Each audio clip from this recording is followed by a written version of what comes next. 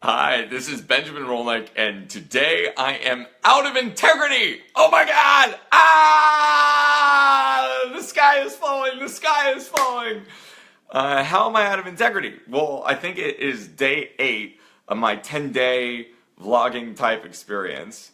And yesterday, I didn't make a video. And I told myself I'm going to make a video every single day. And yesterday, I didn't make a video. And some of you might be thinking to yourself, I just started this video to hear about integrity. And you're talking about how you didn't make a video? I mean, me, I cheated on my wife. And, I cheated on an exam. And I'm screwing people out of their money. I mean, this is not an integrity issue. You just missed a day of a video.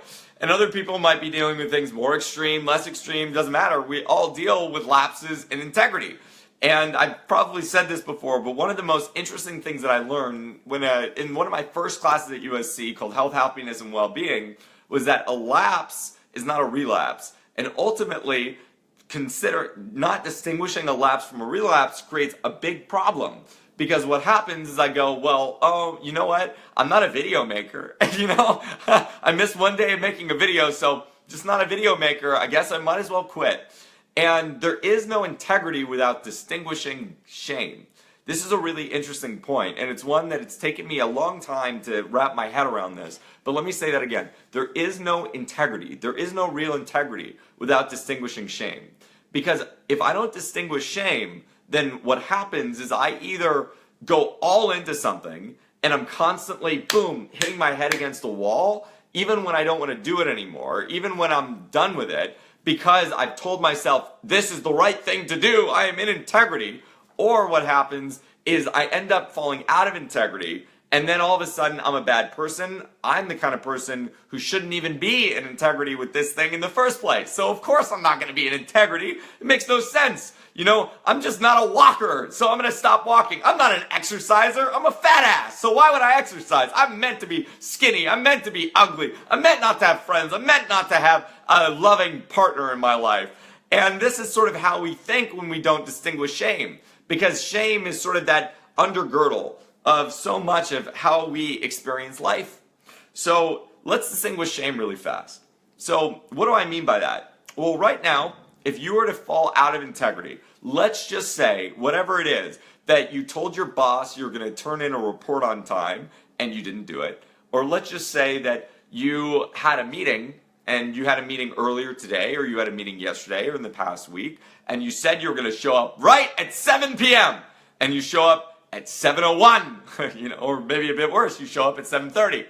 Right? You do something that's out of integrity. Maybe you tell one of your kids or a friend of yours that you're going to call them, or you're going to give them a gift, or you're going to, go out with them and see a movie, see A Dog's Purpose, whatever it is, and you don't do it. Now, a lot of people, what they do in these kind of situations is they just kind of like, smoke screen, you don't see me, you don't see me. Have you ever done that before? Just pretend like you didn't make that agreement, you didn't make that promise, like, oh, it's not that big of a deal anyways, like who really pays attention to things like this? I'm dealing with my grandma right now, and she's 87 years old, and I was with her last Saturday. And I went out with her, and she's been difficult. She's, almost alienated everyone in her entire retirement home. That's like, pretty impressive thing to do. And, I went out with her, and we were having a great day so far. And something came up at dinner between her and my mom, and my grandma absolutely exploded. And without going into the details of it, let's just say that that the cops were called, and there were police officers who were there, who came to the scene. It had escalated that high. And my mom and I spoke to my grandma yesterday, and my grandma was like, what are you talking about? I did not cut the scene. And her name is Hazel Green, which is absolutely brilliant. Her name is 2 colors, Hazel Green. Green, oh, I wish that was Hazel. Maybe my eyes are Hazel, who knows? And anyways, Hazel Green just flipped out, and then yesterday she was totally denying the whole thing. She was like, what? I did not do anything. And then she kind of like, as we kept going, she was like, oh yeah, well, I might have cried a bit. And she did not acknowledge her behavior at all. It was just a total smokescreen. Now, the trouble with it is that right now at a retirement home, nobody wants to sit with her. And she wonders why. She's not getting it. Now, this is a much more extreme That's so interesting. I wonder what just happened. I just got a FaceTime call, and I don't know what just happened to the video. Anyways, so that's a really extreme example, but the reason why I bring it up is because what she wanted to do was she wanted to mulligan. She wanted to just say, hey, let's just forget about it and move on and drive forward. But I want you to do something. Think about the last person who hurt you, who wronged you, who offended you, who did not acknowledge what they needed to acknowledge with you, who did not essentially bring forgiveness, who did not make things right, who did not take responsibility. Now, just pretend that, you know what, they just decide to show up one day to your party, they show up one day to your birthday party, they show up one day in your life, they call you, and they're just like, hey, let's just let bygones be bygones. Hey, forget about it. It's not that big of a deal anyways. And ultimately, I think that what we do as human beings is we want to just wipe the plate clean and not actually, acknowledge what we didn't acknowledge. So the problem here is a lack of a distinction between guilt and shame. Because ultimately, at the end of the day, my grandma has so much shame wrapped up in her behavior. So much shame that she doesn't even want to acknowledge what she did. Because it's not like, oh, I did something bad. If she acknowledges it, it means I am bad. There's something wrong with me. And if I think that, okay, my behavior missed the mark, and if my behavior misses the mark, I am a bad person, well, I'll do almost anything to avoid taking responsibility for that. So I asked you to think of something in the past where, you didn't, call somebody who you said you were going to call. You didn't show up to a meeting on time. You didn't turn in an assignment on time, whatever. Now, in that situation, ask yourself, did I think to myself, I did a bad thing? Or was there, I'm a bad person attached to that? Even if it's just a little bit. And you might not want to admit it. It might be difficult to really grasp it. But think about it. Really think about it. Were you just thinking to yourself, oh, I did something unworkable. There are consequences to that, whatever. I'll either pay them or I won't pay them. Or did you think to yourself, oh my God, this is such an awful thing. What if they find me out? What if they realize how horrible of a person that I am? What if they think that I didn't brush my cat's teeth when I was 7 years old? And oh my God, I just killed a bug earlier today. And what if they see that too? And I had negative thoughts about my mother. No! Or do you just go oh yeah, that didn't work, and then move on? Because if you're like most people, you don't just do something bad, you don't just miss the mark, and then, bring it back, recalibrate, and fix it, own it, and fix it. What you do is you avoid, because it means dealing with this feeling of, I'm a bad person, not I did something bad. And as Brené Brown says, that the difference between guilt and shame is the difference between healthy functioning individuals and lapsing into suicidal depression or, becoming a drug addict. Because what happens is that we just keep going down, and things stack up, and we never end up dealing with what the root problem is, and we keep sweeping things under the rug until all of a sudden, boom, the bed is raised, until, dirty dishes are piling up in the sink, and there just isn't any more room. If you remember that Shel Silverstein story, there isn't any more room in the house. There isn't any more room in heaven. It's just boom, dirty dishes everywhere. So there's another interesting idea here, which is the difference between the sacred and the profane. Because so many people take integrity, take doing everything right, as though it were something sacred. For example, we tell ourselves, okay, I'm going to make a video every single day. Or we tell ourselves I will arrive on time, or I will complete all of these assignments perfectly.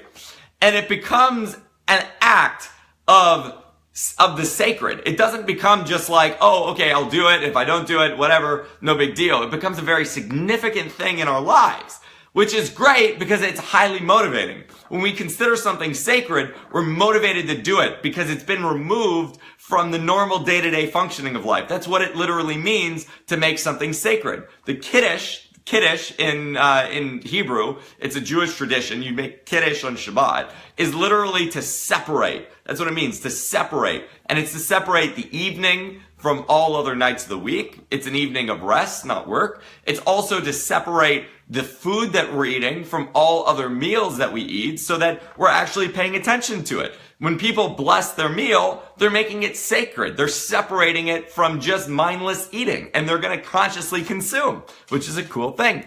Now, the thing about that, though, is that the opposite, and this is a distinction made by Emile Durkheim, is the profane. Now, what does it mean to profane something? What does that mean? I mean, you know, it's a very scary thought, especially for Judeo-Christians, where it's like, no profanities. But essentially what it means is to touch something. When you have something sacred, you can have something profane. When you don't have anything that's sacred, you can't have the profane, right? So when you utter a curse word amidst, a child, you've now like touched them with something that was supposed to be separated from their lives. Just the same, if you're at a meditation retreat, a silent meditation retreat, and you start violently coughing, you've now profaned the silence of the space because the space has been removed from any type of interaction, communication, sound for people to go into themselves. And by making sound, you've profaned the space. So here's what's fascinating about that as a distinction here with the distinction of integrity. Because integrity is essentially making something in your life sacred. It's making your morning ritual sacred. It's making brushing your teeth sacred. I mean, for how many of you is brushing your teeth sacred? You would not go a day or a morning or a night without brushing your teeth. It is a sacred act. It's not about the cavities that you're going to get if you miss a morning of brushing your teeth. It is sacred. You do not mess with brushing your teeth. Now, for others of you, there might be things like, praying to Mecca 5 times a day. Or there might be other things like blessing your food. Or there might be other things about the thoughts that you think in the presence of another human being. Because maybe they're meeting your mind. And maybe you're sending bad vibes. You don't want to kill them with your thoughts. Who knows? There are things in your life that you consider sacred. And there are things in your life that you do not want to profane. Now, here is the real crux of the distinction. Because what happens when you profane something sacred? Well, in an undistinguished context, you actually kill it. So the example that I think of is the Wizard of Oz. So the Wizard of Oz is sacred. It's this booming voice. You will have your heart and just click your heels together 3 times. It's like we'll go behind the curtain and create something powerful there. Now, what happens when you open up the curtain? What happens? The whole experience has been profaned. It's no longer this godlike demiurgic power that is speaking to us. It's now, that's just a guy. What happens when you have a teacher? Whether or not they're a parent, whether or not they're a school teacher, whether or not they're a spiritual teacher, and you find out about the truth of their lives. You've touched them. You've now, boom, knocked them off the pedestal, and you've seen the reality of their situation. They have been profaned. And there are plenty of examples of this in celebrity culture. There are plenty of examples of this in spiritual culture all the time. Because human beings, we want things to be sacred. We want our parents to be heroes. We want them to be gods. We do not want them to be profane. And Brené Brown talks about this too, especially in the relationship between women and male vulnerability. Because women will say to her, I want my man to be vulnerable. I want him to open his heart. And yet what men say is that women want us riding on our white horse and never falling off. Because imagine this, if you're a woman, and men, if you're already a man, so you know what I'm talking about. You're a woman and you want men to be more open. You want them to be more vulnerable. And now take your father, take your boyfriend, take your husband, take, a good male friend, take a male friend you're very attracted to, whatever it is, imagine somebody in your mind. Now imagine them weeping and crying in front of you. Imagine them opening up about all the pain that they experienced in their life, all the problems that they had, all their insecurities, all of their fears, all the things that they're drastically ashamed of, from their body to their mind to their businesses to how they're treating you. And just imagine every single fucking day they're going into their vulnerability and their shame. They're crying in front of you. They're screaming. They're whining. They're opening up their inner dialogue around how they're truly experiencing life and how they really don't know what they're doing every day. And they actually still feel like they're 8 years old, but they're stuck in this adult body. How would that feel? How would you experience that? Now, most women, as Brené Brown says, essentially You know, they know that their man is just the little guy behind the curtain of the Wizard of Oz, but they keep him behind the curtain. They're like, you know what? Just stay behind the curtain, dude. We like you way better if you're like this big booming heroic voice on the screen and not this little tiny shrimpy dude who actually does not have that level of voice and that level of power. We want to see you with that level of power. The sacred and the profane. So when we are in integrity in our lives, and there is no integrity, right, without distinguishing shame. And I think the distinction between the sacred and the profane is actually just it's a thing on guilt and shame. When we experience integrity, when we create integrity in our lives, we actually set something up to be sacred. But the flip side of that is there's duality. As soon as we have good, we have evil. We've got bad. As soon as we define, oh, this is right, we have the opposite behavior. That is wrong. You cannot get away from duality. This is Zen 101. This is your life 101. There is no escaping duality. Once you have a front, you have necessarily a back. So with that said, when you are in a place of, okay, I have now set up integrity for my life. I've now set up, I'm going to make a video every single day, and it is a sacred thing. And then boom, it gets profaned. Now, what most people do is they go, all right, hands off. This is now bad. It's been polluted. It's been touched. You know, it's like in a lot of religious traditions, once something's profaned, it must be burned. It is like untouchable at that point. It's not just like, oh, a bad thing happened. It is like, now this thing is bad. So in Judaism, if you're Orthodox and kosher, and just one little part of meat, one little speck of meat goes into a giant cauldron of boiling milk, then the whole milk must be thrown out. It must all be discarded because it has now been profaned. It's been touched, and that sacred separation between those two things has been completely removed. Now, that has nothing to do with the health factors. I mean, if you take like one little minuscule atom of meat and you put it in a pot of milk, who would ever know the difference? The only way to know the difference is to tell people that that's what happened. And this is a really fascinating thing in lots of ways. Oh, that means that my 10-minute timer is up. So in order to actually experience integrity in our lives, we must make these distinctions between guilt and shame. Like, think about something that you want to create in your life. Think about something that you want to do as a daily practice every single day of your life. It might be smiling at strangers. It might be making new friends. It might be cleaning up messes that you've created. Every day you clean up a new mess. Or maybe it's checking in more with your lover. Maybe it's actually creating more joy and uncertainty and variety in your relationship, spontaneity or caring, or asking your lover more about what they want, what they need. Maybe it's finding a lover and actually investing the time in it. Whatever it is, you have now created something sacred for yourself. And the irony is that sometimes when we profane the world, we actually create something else that's sacred. I mean, the greatest example of this in religious history, mind you, is Martin Luther's invention of Protestantism. He literally profaned all of Christianity by taking the Bible and now putting it in the hands of the people. So no longer there was this hierarchy where the only way to talk to God was through a spokesperson of God, but he opened up the relationship between people and God. That was an act of profanity. It was an act of sacred profanity. So not all profanity is bad, and not all things that are sacred are good. So to have these distinctions and to know that what I'm going to do is I'm going to create integrity in my life. I'm going to decide what the holy is. I'm going to invent it, and I'm going to separate it. But if it gets reintegrated, if it gets profaned, if I end up missing the mark and I do something bad, it doesn't make me bad. It doesn't make my action bad. It doesn't make anything wrong. I just do what?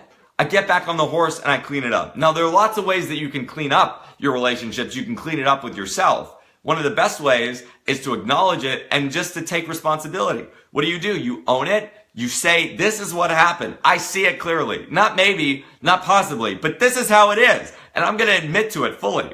And then you fix it.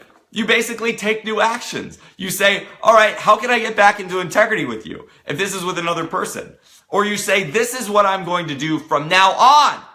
And you recommit yourself. You recommit yourself to yourself, or you recommit yourself to another person, or you recommit yourself to your boss, or you modify your agreements. Because maybe there was an agreement in place that was sacred, which needed to be profaned. Maybe there was an agreement in place where the only way to commune with God was through a spokesperson of God, and that needed to be raised down so that everyone had access. We don't know, but it's part of the iteration cycle. So get off your high horses, experience something new, much love, many blessings, and start experiencing your own version of integrity without shame. Let go of the shame and experience just wonderful flowing bliss all the time. Much love, many blessings. Mwah. False alarm. Now it's a real bye. Bye.